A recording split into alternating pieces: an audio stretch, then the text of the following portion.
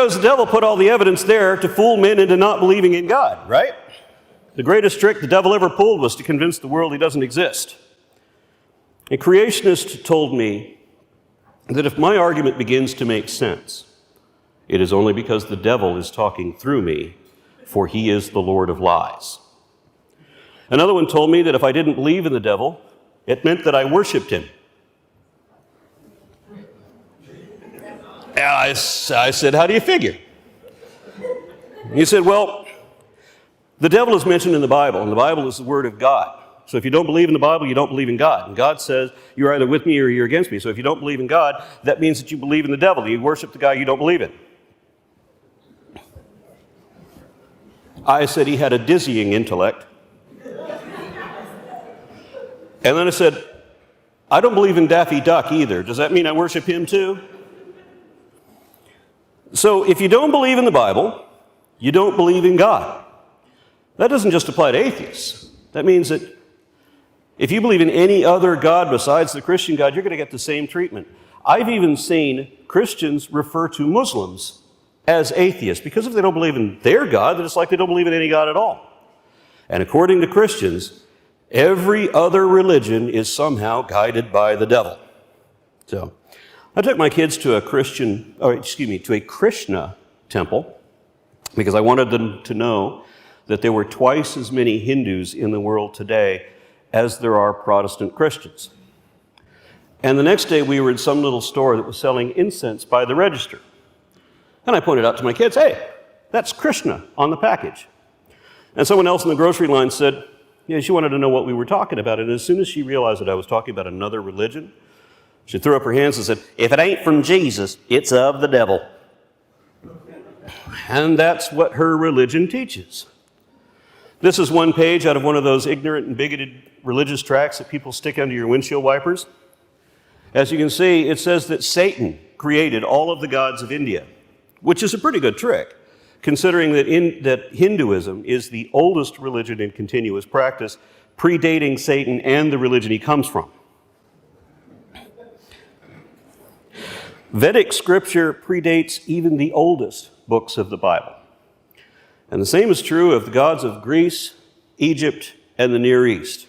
There was a time when no one believed in heaven or hell, the Jewish God, or the Christian devil. Instead, many of these older religions, including the religions of ancient Israel, believed that when anyone dies, their soul would descend into the underworld of the dead.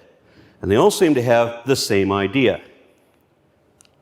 Here we see it represented by a modern interpretation of Pluto, also known as Hades, except that the Greeks didn't consider Hades to be an evil overlord. He was just the ruler of the least glamorous realm. It wasn't yet a place of judgment. It didn't matter who you were or how you lived. Everyone went to the same labyrinthine underworld.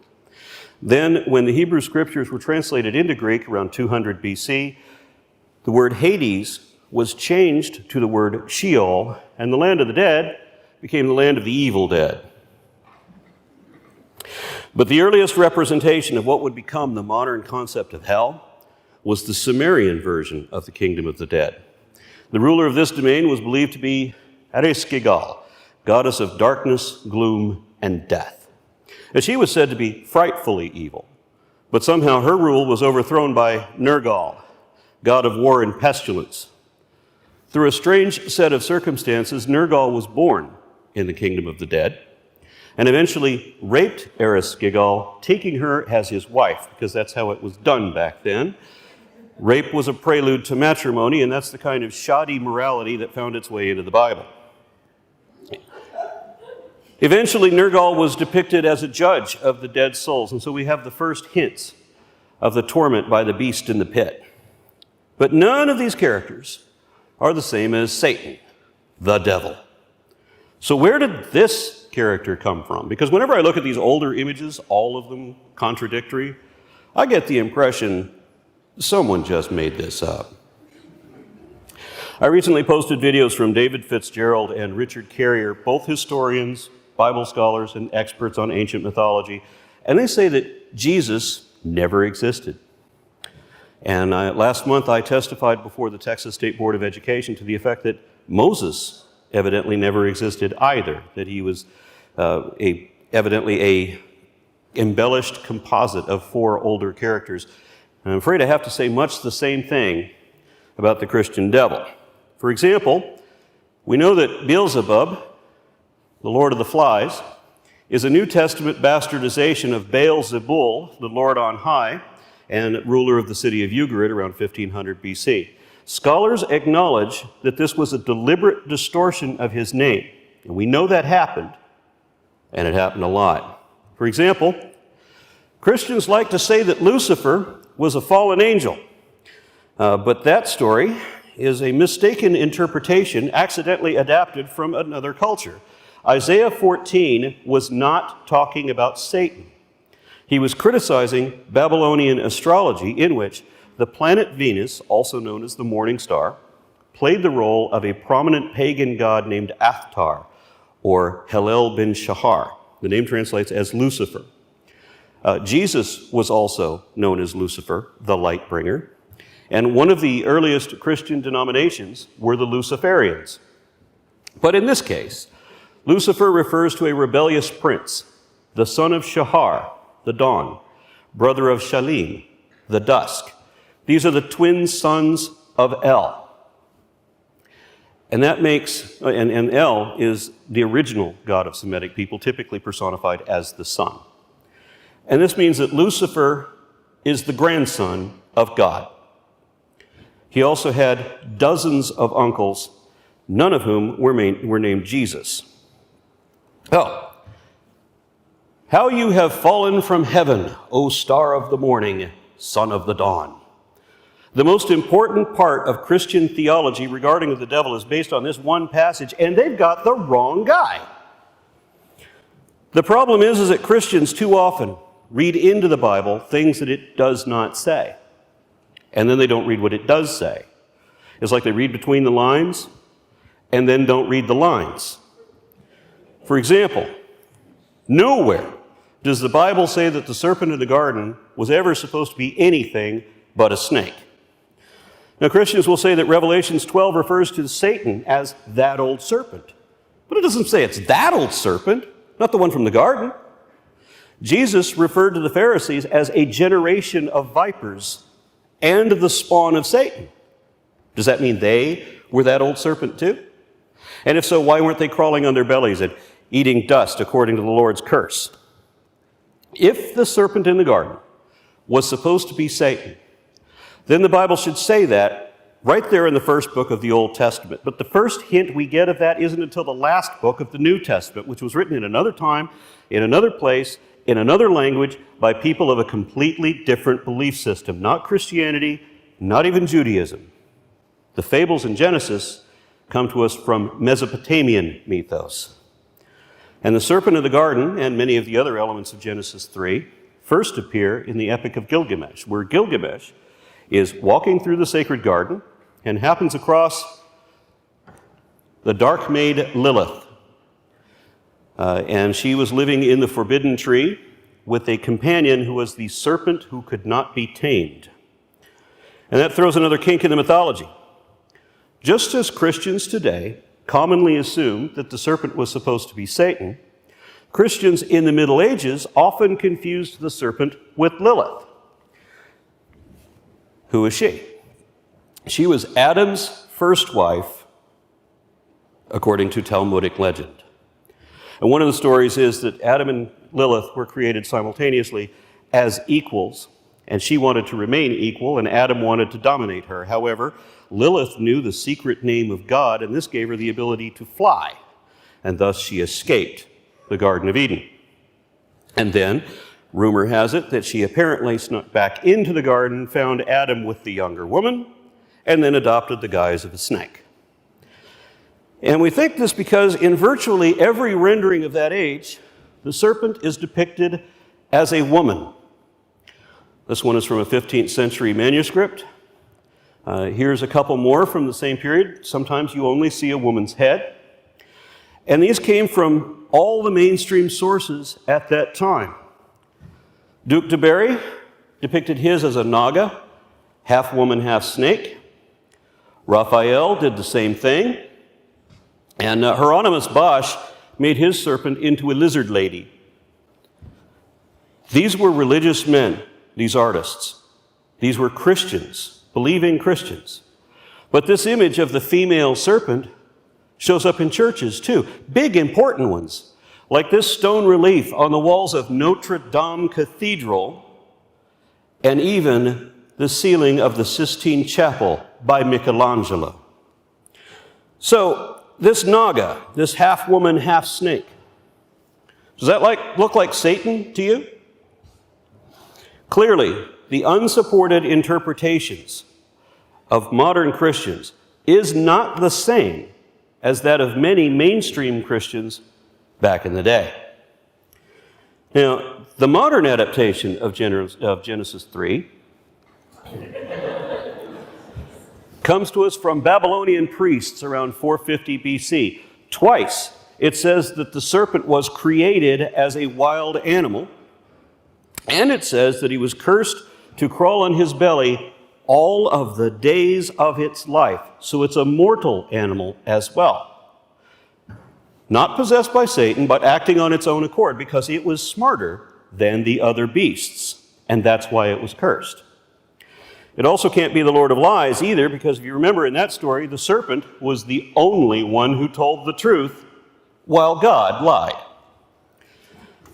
And even if we combine all these unrelated fables into a single narrative, the book of Job still follows after Genesis, and Satan is said to be walking there, not crawling on his belly or eating dust.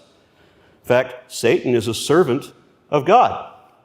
They're shown as if they were friends who never had a falling out, which wouldn't even be possible if Satan were previously the serpent. This is also the only time when Satan ever does anything evil, and he does so only under the will of God, because he made a bet with an omniscient being. And God's only excuse for that? The devil made him do it. Other than that, what's the worst thing Satan ever did? He tried to reason with Jesus. Don't try to use reason on these people. They consider it evil. You ever try to reason with a devoutly religious person, one who thinks that God thinks he's really special and who actually hears the voice of God talking to him? This is why we are lumped together with the Satanists. God and Satan didn't have a falling out until the book of Zechariah. And there, Satan is still an agent of God and is not only standing, but standing on the right hand of the angel of God to accuse Joshua, because that's who Satan really is. Ha-Satan, the accuser. Diablos. I think Ha-Satan was the enemy, and Diablos is the accuser. And this idea is based on the Zoroastrian concept of Ahriman the opposer, also known as Angra Mainyu. And this is actually the patron deity of the Oklahoma Satanists. So, Zoroastrianism is the oldest monotheistic religion. The Persian prophet Zoroaster established this religion by at least the 6th century BC, if not earlier, prior to the development of rabbinic Judaism. In fact, before then, the religions of ancient Israel were previously polytheist. And according to the Jewish Encyclopedia, most scholars, Jewish as well as non-Jewish, are of the opinion that Judaism was strongly influenced by Zoroastrianism, with striking parallels apparently adapted by every Abrahamic faith thereafter, meaning that Christians and Muslims both adopted theology from the prophet of a different God. And one of the ideas to originate with Zarathustra was the notion of posthumous punishment and damnation. Righteous men would ascend to the kingdom of justice and truth under the wise Lord Ahura Mazda, while evil men would descend into the kingdom of the lie, ruled by Ahriman the opposer, also known as Ha-Satan, the Satan. And this description of the underworld was not only the first literature in all of history to reference an eternal judgment after death, but was also said to be populated by evil devas. This is not the way the Bible describes hell. This depiction comes from Dante's Inferno and subsequent works that in movies and such that show the devil ruling over hell. But that's not what Christian theology says. According to Revelations, Jesus is the one crushing the unbelievers in the bloody winepress. But everyone thinks there's a devil punishing sinners in hell as if he's a prison warden working for God.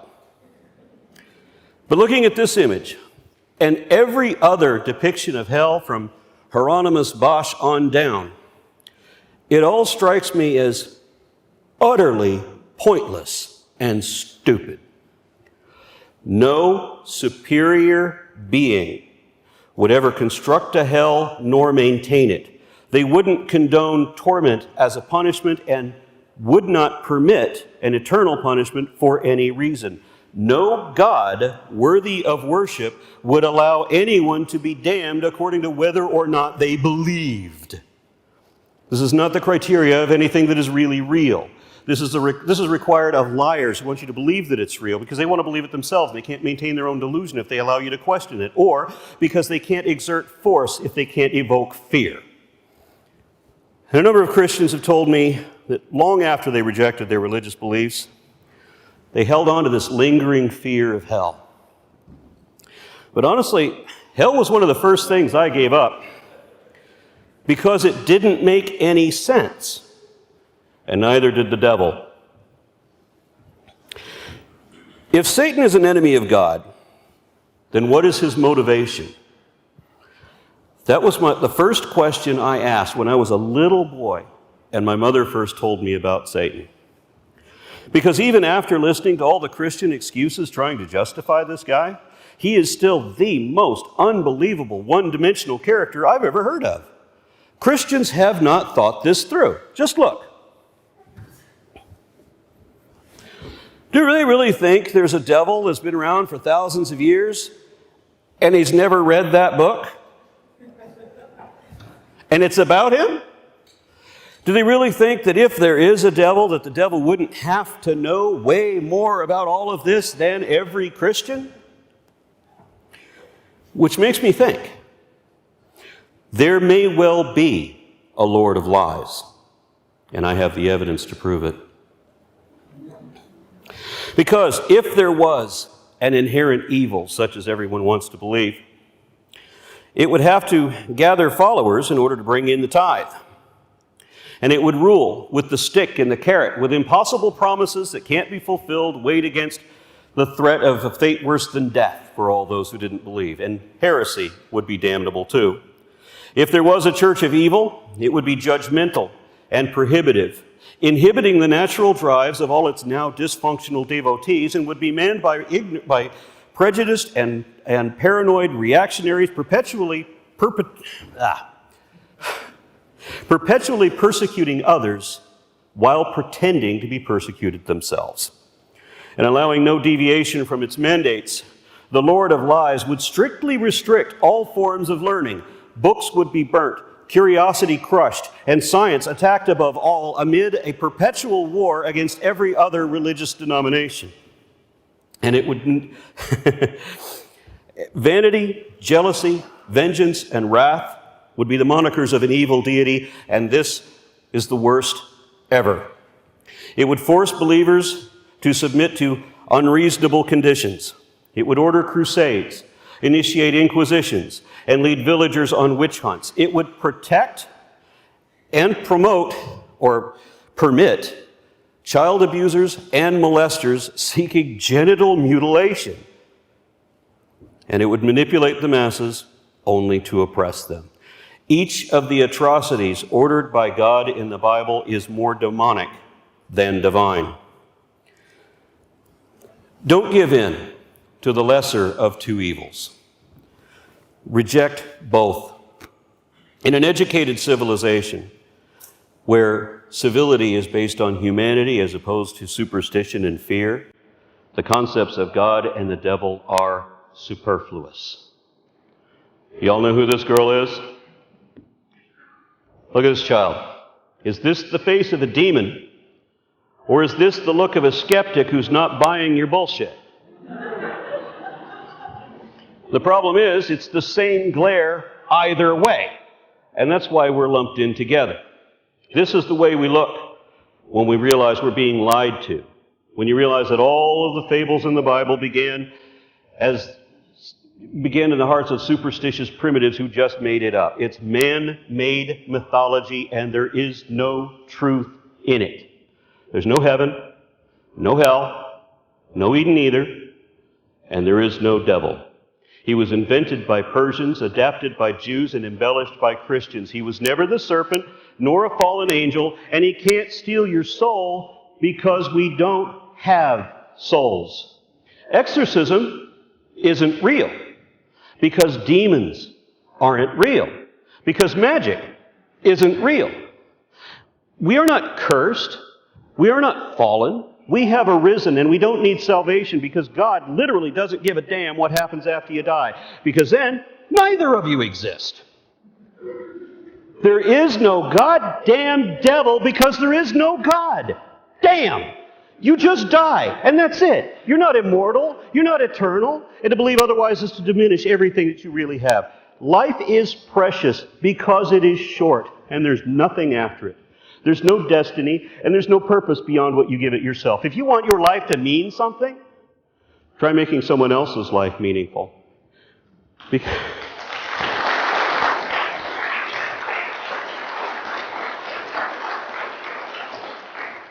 Thank you. Because regardless, whatever else you believe, history will be our judge. And stop waiting and wondering about some posthumous promise or divine damnation, and learn to live and love life.